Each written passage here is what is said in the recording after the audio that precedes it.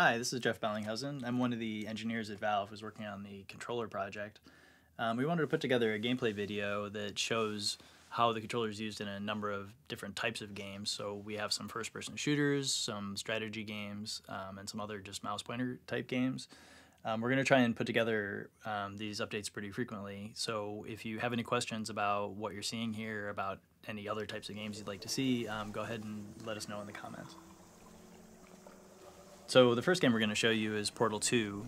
One of the most important features of the controller is that the two trackpads are fully configurable. What we're showing here is what we call legacy mode, which is playing a game that hasn't been modified at all to support the controller. So this is just standard keyboard and mouse style Portal 2. But the controller is acting like a mouse and keyboard and is mapped to output keyboard events that Portal expects. Since the two trackpads can be configured independently, we use the right-hand pad here to do a one-to-one view control mode. It's important to distinguish between a joystick, which does a relative or velocity-based movement, and this one-to-one mode where you directly move your thumb a fixed amount of distance on the pad, and the view will correspond with the fixed amount of distance. At the same time, the left pad is configured like a D-pad, where it's divided up into pie-shaped segments, where up and down is the W and S keys, and left and right are the A and D keys, so we can walk around like you would with a walk joystick. You are not alone. All Aperture Science The next game we wanted to show you is Civilization 5. This is a great game for playing on the couch, but in the past it's been pretty difficult unless you wanted to prop a keyboard in your lap. So the way we have the controller bound for this game is on the left, the D-pad is set up to control the camera using the arrow keys, and the right pad is a one-to-one mouse pointer.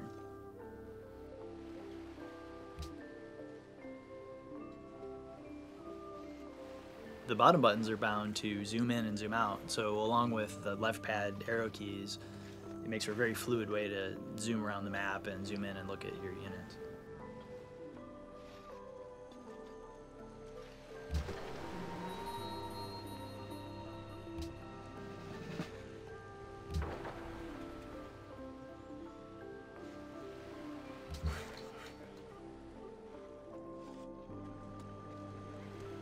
Here I'm using the grab button to just grab the terrain directly and push it around using the one-to-one mouse control.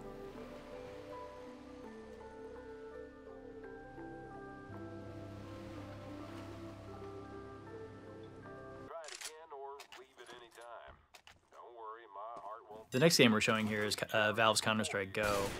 This is a run through the training course to kind of show the precision capabilities of the trackpads.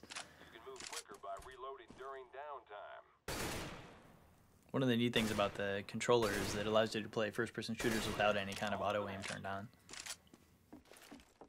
This course is all about speed and accuracy. Go, go, go! Faster! Yeah. There you go.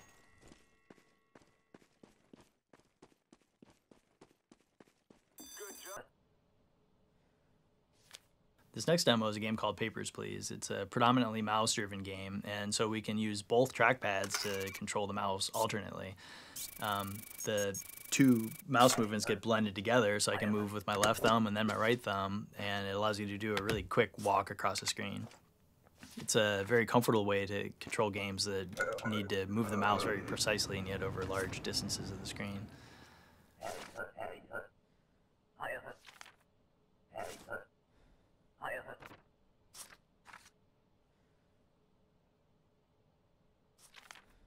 So that's it for today's update. Let us know in the comments if there's other types of games you'd like to see.